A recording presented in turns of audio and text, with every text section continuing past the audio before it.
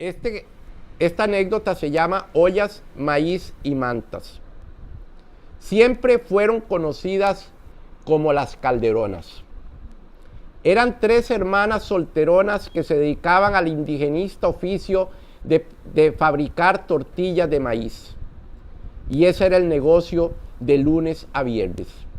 Los sábados y domingos iban a la iglesia para pedirle a Dios y a la Virgen de los Ángeles que antes que un marido les reparara salud y entendimiento para enfrentar con éxito todo lo que hacían.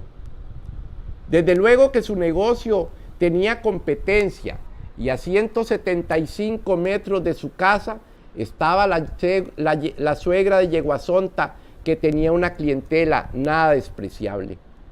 Por eso había que tener respaldo divino para enfrentar las circunstancias. A las Calderonas nunca se les vio en malos pasos, salvo en las mascaradas de las fiestas de la Virgen de la Candelaria, donde siempre se le veía a las 3 desfilar detrás del que llevaba la máscara del diablo.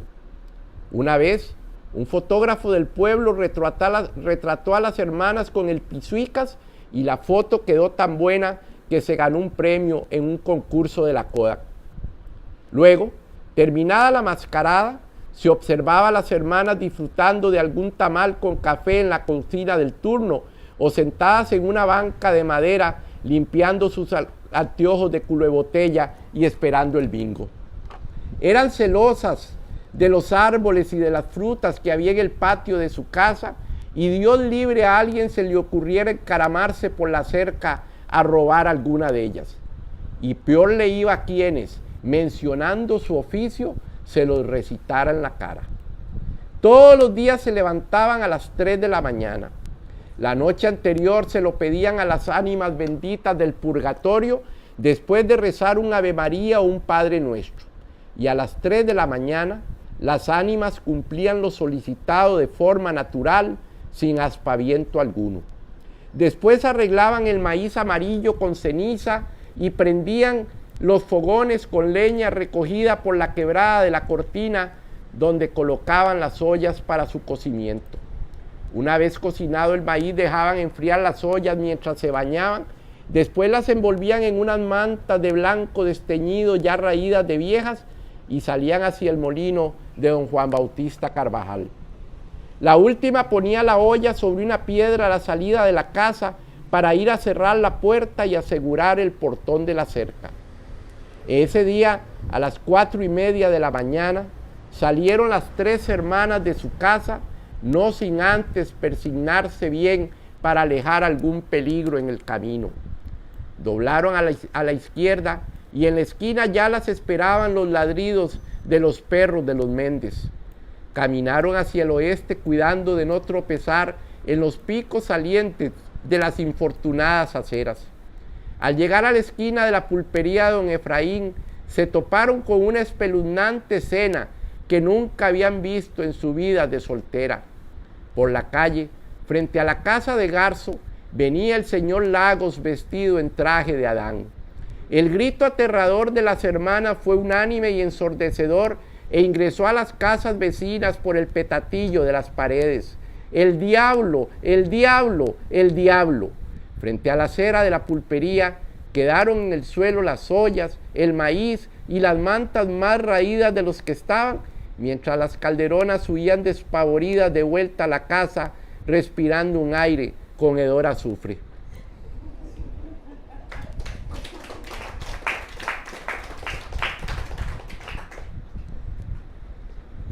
El siguiente es la anécdota de Patriota. En los años 60 y 70 del siglo pasado, había en el barrio una verdulería que atendía a un hombre a quien solo conocíamos por su apodo de Patriota. Era bien feo, de frente arrugada, moreno y muy áspero en el trato. Don Remberto y don Alejandro, los 2 señores con más edad en el barrio, solían afirmar que al verdurero le habían puesto ese mote porque envenenado figuerista siempre afirmaba en su defensa que don Pepe era un patriota. Tan envenenado era que en las elecciones presidenciales llenaba la verdulería de banderas verde y blanco, lo cual hacía perder por varios meses la clientela mariachi que vivía en el barrio. En la verdulería no era gran cosa, la verdulería no era gran cosa, aunque se encontraba de todo. Las verduras y los tubérculos no eran productos muy frescos, pero ahí llegaban los vecinos por yucas, por naranjas, por ajos y por todas las cosas que uno encuentra en esos lugares. A veces sucedían cosas curiosas y vacilonas, como cuando llegaban los pericos en bandada a comerse los plátanos y los bananos, y Patriota con palo de escoba en mano trataba de espantarlos en medio de la algarabía de los chiquillos del barrio, los Vázquez y los Mora, los Chavarría y los Pérez, los Calvo y los Espinosa, los Rojas y los Ugalde. Patriota se enojaba y decía: pedazo de vagos, vayan a estudiar, no compran nada y me corren la clientela. Y tenía razón, porque ya doña Moncha, doña Linda y doña Berta iban de vuelta para sus casas. Un día Patriota le agarró la loquera de desplomar un perico y comérselo crudo.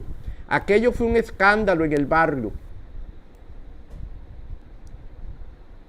Los adultos alertaron a las autoridades de salud y a la policía porque lo hizo delante de algunos niños del barrio que corrieron asustados a contárselo a sus padres. Hechas las investigaciones respectivas, se decidió que Patriota debía ser internado en el asilo Chapuy en San José. Ya estaba loco de remate. Lo empastillaron y como en esa época en Esparta no habían ambulancias, lo mandaron en bus para la capital con un policía al que llamaban Tatica. Al principio, Patriota iba dormido cuando el bus subía la cuesta de Cambronero. Ya en San Ramón, por el aire fresco, Patriota se despertó. Sabía que estaba en la ciudad de los mangos porque observó a lo lejos las palmeras que le daban la bienvenida a los viajeros en la entrada de la ciudad. Se sintió mejor, seguro por el efecto de las pastillas, y comenzó a respirar el aire puro que venía de afuera. Todavía faltaba mucho para llegar a San José. Les quedaba Palmares, Naranjo, Grecia, Alajuela, Heredia, Santo Domingo y Tibás, entre otros poblados. Horas después llegaron a San José. Ya para entonces Patriota estaba tranquilo y estabilizado. Al ingresar al asilo con el policía, pudo contar uno a una las 8 palmeras de la entrada y se acordó de las que había visto en San Ramón. Un guarda del asilo les indicó por dónde debían ingresar a la recepción. Ya en la recepción debían rellenar un formulario para internar a Patriota. Y cuando el recepcionista preguntó por el nombre del enfermo, Patriota se adelantó y señalando al policía que iba de vestido civil le dijo: en Esparza le decimos Tatica. El policía se enojó mucho y comenzó a mencionar a las madres de Mundo y de Raimundo. Inmediatamente llegaron un par de asistentes y un enfermero con una inyección y se la pusieron a Tatica y le dijeron a Patriota que firmara el registro y que se fuera, y el policía quedó internado. Cuando volvió a Esparta, el chiquillo más asustado fue Popó, el hijo de Nene Chuchú, que fue el primero en ver a Patriota cuando se bajó del bus frente a su casa.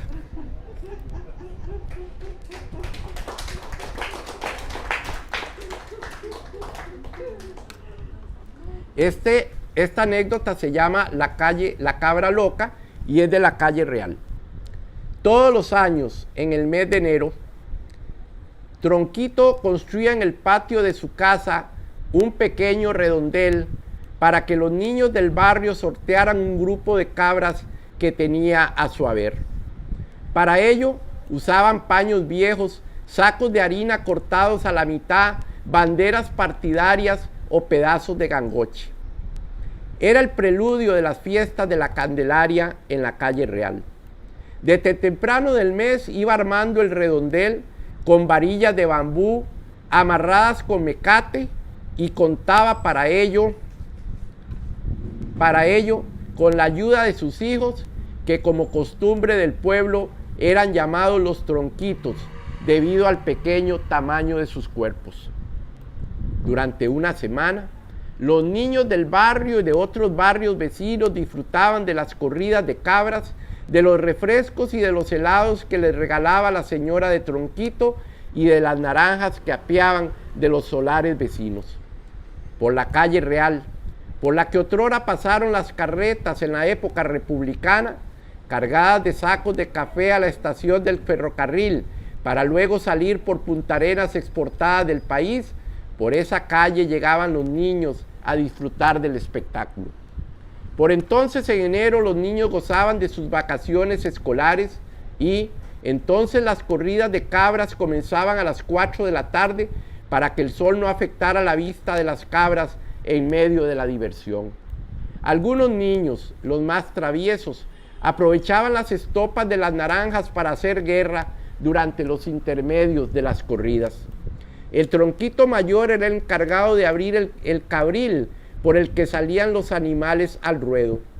A veces, cuando había muchos niños sacándole suertes al animal, abría la puerta para que salieran más cabras y hacer más divertido el espectáculo. En la Navidad de 1970, la familia de los Tronquitos obtuvo el premio mayor de la lotería con el número 94 de la serie 347.